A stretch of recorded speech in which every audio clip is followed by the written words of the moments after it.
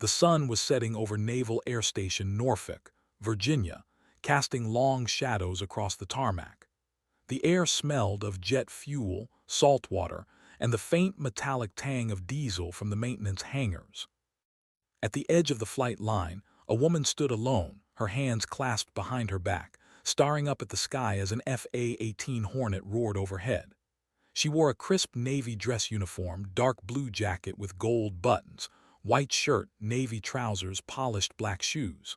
On her chest hung a row of ribbons, neatly aligned. On her shoulders were two silver bars, the insignia of a lieutenant commander. To anyone passing by, she looked like any other officer on base, but there was something off about her. Her uniform was perfect, but it was also outdated. The cut was from 20 years ago, the ribbons were faded, and most importantly, no one recognized her. She was Lieutenant Commander Evelyn Evie Whitmore, or at least, that's who she used to be. 30 years ago, Evie had been one of the most decorated female officers in the U.S. Navy. She had served in combat zones during the Gulf War, earned 2 Silver Stars, a Bronze Star with Valor, and the Navy Cross. She had commanded a naval strike team that had rescued hostages in hostile territory. And then, after a classified mission gone wrong, she had disappeared. No one knew what happened to her. Some said she retired quietly. Others whispered that she'd been dishonorably discharged. A few even claimed she didn't exist, that she was a ghost story told to new recruits to scare them into following orders. But Evie was real. And today she had returned. She had come back to Norfolk for one reason, to attend the dedication ceremony for the new Naval Aviation Training Center. The invitation had arrived 3 weeks ago, unsigned, with no explanation. Just a simple note. "You're needed, come home." Evie hadn't wanted to go. She had spent the last 30 years living quietly in a small town in Maine, working as a librarian, raising her daughter alone, trying to forget the past. But something inside her had compelled her to accept the invitation. So here she was, standing on the flight line, wearing the uniform she hadn't worn in decades, wondering if anyone would recognize her. A group of young sailors walked by, laughing and joking. One of them, a petty officer named Jason Ruiz, spotted her and smirked. "Hey, check it out," he said, nudging his friend. "Look at the lady in the old-school uniform. Nice costume." His buddy laughed. "Yeah, did you see those ribbons? They look like they came from a thrift store." Ruiz stepped closer, grinning. "Ma'am, you know this is Halloween, right? You're not supposed to wear costumes to work." Evie didn't respond. She just looked at him calmly, her expression unreadable. Ruiz chuckled nervously. Sorry, ma'am, I didn't mean to offend you, I just thought." "You thought wrong," Evie said quietly. "This isn't a costume, it's my uniform." Ruiz blinked. "Wait, you're serious?" "I'm always serious, petty officer," Evie replied. "Now move along, you've got duties to attend to." Ruiz hesitated, then nodded. "Yes, ma'am, sorry, ma'am." He and his friends walked away, still whispering among themselves. Evie watched them go, then turned back to the sky. She wasn't here to impress anyone. She wasn't here to relive the past. She was here because someone had asked her to come. And she had decided to answer. Inside the main hangar, preparations for the dedication ceremony were underway. Officers in dress uniforms mingled with civilians in suits, while Marines in their dress blues stood at attention near the stage. Evie walked through the crowd slowly, her head held high. Most people glanced at her briefly, then looked away. No one recognized her. No one knew who she was. Until she reached the front row. There, sitting in the center, was Admiral William Hayes, the commander of U.S. Naval Forces, Pacific. He was a 4-star admiral, one of the most powerful men in the military. His presence on base was unusual. He rarely visited Norfolk unless there was a major event. He saw her approaching and froze. For a moment he just stared at her, his eyes wide with shock. Then he stood up slowly. "Lieutenant Commander Whitmore," he whispered. Evie stopped in front of him. "Admiral Hayes, it's been a long time." Hayes looked like he had seen a ghost. I thought you were dead." "I was presumed dead," Evie corrected gently, "but I'm not." The Admiral's voice dropped to a whisper. "What are you doing here?" "I received an invitation," she said simply. "I came to honor the men and women who serve this country, just like I used to." Hayes studied her for a long moment. Then he smiled slightly. "Welcome home, Evie." Behind them, a murmur went through the crowd. People were turning to look, noticing the exchange between the Admiral and the mysterious woman in the outdated uniform. One of the other admirals, Admiral Patricia Cole, commander of Naval Air Forces, stepped forward. "Admiral Hayes, who is this?" Hayes turned to her. "This is Lieutenant Commander Evelyn Whitmore, one of the finest officers I've ever served with." Admiral Cole's eyes widened. "Whitmore, as in the Whitmore who led the rescue mission in Kuwait during the Gulf War?" "The same one," Hayes confirmed. Admiral Cole looked at Evie with newfound respect. "Ma'am, I've read your file. You were declared MIA after that mission. We assumed you didn't make it out." "I did," Evie said quietly, "but I chose to disappear, for reasons I can't explain here." The admirals exchanged glances. Then Hayes spoke again. "We need to talk privately." Evie nodded, "Of course." As they walked toward a side room, the crowd parted before them, whispers following in their wake. The ghost had returned, and now everyone wanted to know why. Inside the private room, Admiral Hayes closed the door behind them. Admiral Cole followed, her expression serious. "Evie," Hayes said, his voice low, "why now? Why come back after 30 years?" Evie sat down slowly, her hands resting on her knees. "Because someone asked me to." "Who?" Cole asked. "I don't know," Evie admitted. "The invitation came without a signature, just a note saying I was needed." Hayes leaned forward. "Do you have any idea who might have sent it?" Evie shook her head. "None, but I think it's connected to the mission I was on when I disappeared." Both admirals stiffened. "That mission was classified," Cole said. "Top secret. Only a handful of people knew the details." "And none of them were supposed to survive," Hayes added quietly. Evie met their eyes. "I survived, and I've carried the truth with me for 30 years.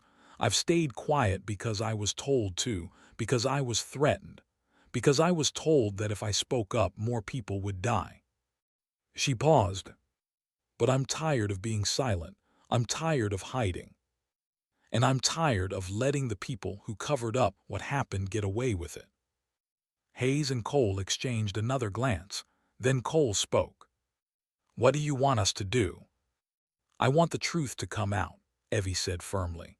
"I want the men and women who died on that mission to be honored. I want the people who betrayed us to be held accountable. And I want the next generation of officers to know that sometimes the greatest heroes are the ones who disappear." Hayes nodded slowly. "We can do that, but it won't be easy. There are still people in high places who don't want this story told." "I know," Evie replied, "but I'm not afraid anymore." She stood up, her posture straight, her gaze steady. "I'm ready to face them. Are you ready to stand with me?" Hayes and Cole looked at each other. Then they both stood up and saluted her. "Yes, ma'am," Hayes said. "We're ready." Evie returned the salute, her hand steady despite the emotions swirling inside her. The ghost had returned, and this time she wasn't going to vanish again. The dedication ceremony began at precisely 1700 hours. The hangar was filled with officers, sailors, civilians, and families. A stage had been set up at one end, decorated with American flags and Navy banners. A podium stood in the center, waiting for the speakers. Evie sat in the front row between Admirals Hayes and Cole. She could feel the weight of every eye in the room on her. Some were curious, some were confused, some were outright skeptical. When the master of ceremonies called the first speaker to the podium, it was Admiral Hayes.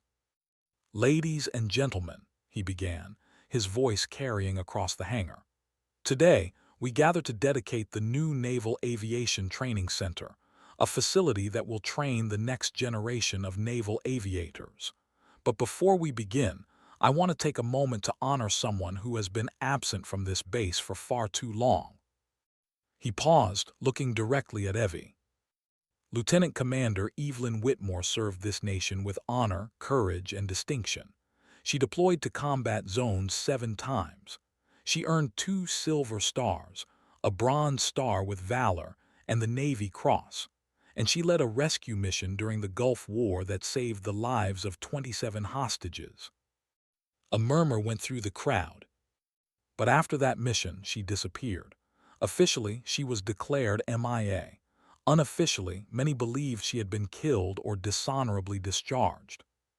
He turned to face the audience fully. "Today, I am proud to announce that Lieutenant Commander Whitmore is alive, and she is here." The crowd erupted in applause. Evie stood up slowly, her heart pounding. She didn't expect this. She didn't ask for it, but she accepted it. Admiral Hayes continued. "Lieutenant Commander Whitmore has agreed to speak to us today, not about her medals or her accomplishments, but about the truth, about what really happened on that mission, and about why she disappeared." He gestured for her to join him at the podium. Evie walked to the stage, her steps steady, her head held high.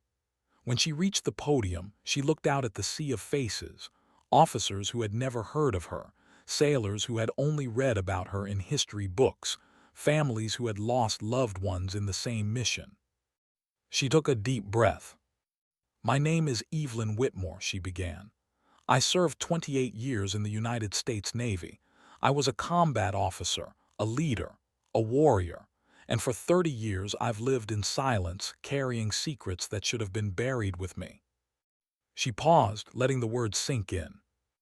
"But today, I'm breaking that silence, because the truth matters, because the men and women who died on that mission deserve to be remembered, and because the people who covered up what happened need to be held accountable." She looked at the admirals, then back at the crowd. "What happened on that mission wasn't an accident. It was a betrayal, and I'm here to make sure that betrayal is never forgotten." The crowd fell completely silent. And for the first time in 30 years, Evie felt truly seen. Not for her medals, not for her rank, but for who she was. A woman who had served with honor. A woman who had made a difference. A woman who had finally, after decades of quiet service, received the respect she deserved. The ceremony lasted less than 15 minutes, but its impact would last a lifetime. Afterward, Evie was surrounded by well-wishers, officers who wanted to shake her hand, sailors who wanted to hear her stories, journalists who wanted to write about her. She answered questions politely, but she didn't linger. She wasn't interested in fame or recognition. She was interested in getting back to work. But as she walked toward her car, she saw Petty Officer Ruiz waiting for her. He was dressed in his dress uniform now, his face clean-shaven and his posture straight. He looked different, older, wiser, more confident. "Ma'am," he said, snapping to attention, "I just wanted to say thank you for coming back, for telling your story, for showing us what real leadership looks like." Evie studied him for a long moment, then she smiled. "You earned it, Petty Officer. You proved yourself out there, and that's what matters." Ruiz nodded slowly. "I'm going to keep proving myself, ma'am. I'm going to be the kind of sailor you deserve to lead." Evie placed a hand on his shoulder. "You already are, Jason. Don't forget that." Ruiz's eyes glistened with emotion. "Yes, ma'am." He saluted her, and Evie returned it. As he walked away, Evie watched him go. She saw the change in him, the humility, the respect, the newfound maturity. He was no longer the cocky kid who had mocked her uniform. He was a sailor who had learned the value of service. Inside her car, Evie sat down and opened the glove compartment. Inside was a small wooden box. She opened it slowly, revealing a collection of ribbons and badges nestled in velvet. These were hers. She had earned every one of them. She closed the box and put it back where it belonged. She didn't need to wear her medals to prove who she was. She didn't need to stand in the spotlight to validate her worth. She had done her duty. She had served with honor, and that was enough. Later that afternoon, Evie received a call from her daughter, Sarah. "Mom, I saw the news," Sarah said excitedly. "They showed you speaking at the ceremony. I couldn't believe it." Evie smiled. It was a surprise. "I'm so proud of you, Mom. You've always been my hero, but now the whole world knows it." Evie's throat tightened. "Thank you, sweetheart. That means more than any medal ever could." They talked for a while longer, catching up on family news and sharing stories. When they hung up, Evie sat in silence for a few minutes, thinking about her life. She had spent decades in the shadows, working quietly, making a difference without seeking recognition. She had faced ridicule, dismissal, and doubt, and she had never let it break her. And now, finally, the world had seen her for who she really was. Not just a woman in an outdated uniform. Not just a phantom officer. But a warrior, a leader, a hero. That evening, Evie walked across the base to the mess hall for dinner. As she passed groups of sailors, she noticed something different. People were looking at her, not with curiosity or confusion, but with respect. Some nodded, others saluted. A few even stopped to thank her for her service. She didn't acknowledge them much. She just kept walking, her head held high. When she reached the mess hall, she sat down at a table alone, eating quietly. But after a few minutes, a group of young sailors approached her. "Ma'am," one of them said nervously, "can we sit with you?" Evie looked up and nodded. "Of course." They sat down, fidgeting awkwardly at first. Then one of them spoke. "We saw the video of you speaking at the ceremony," he said. "It was amazing. We didn't know who you were before, but now we do, and we want to learn from you." Evie smiled slightly. "What do you want to learn?" "How to be a good leader," another sailor said. "How to stay calm under pressure, how to make tough decisions." Evie considered their words. Then she spoke. "Leadership isn't about rank or medals or titles. It's about character. It's about integrity. It's about putting others before yourself, even when it's hard, even when it costs you everything." She looked at each of them in turn. "If you want to be good leaders, start by listening. Start by caring. Start by doing what's right, even when no one is watching." The sailors nodded solemnly. One of them, a young petty officer named Miller, looked at her with admiration in his eyes. "Ma'am, can I ask you one more thing?" "Go ahead." "What's the most important lesson you've learned in your career?" Evie thought about it for a long moment. Then she smiled. "The most important lesson is this: never underestimate anyone, because the person you dismiss today might be the one who saves your life tomorrow." The sailors sat in silence, absorbing her words. And for the first time in her life, Evie felt truly seen. Not for her medals, not for her rank, but for who she was. A woman who had served with honor. A woman who had made a difference. A woman who had finally, after decades of quiet service, received the respect she deserved. As she walked back to her car that night, the moon shining brightly above her, Evie knew one thing for certain. Her story wasn't over. It was just beginning.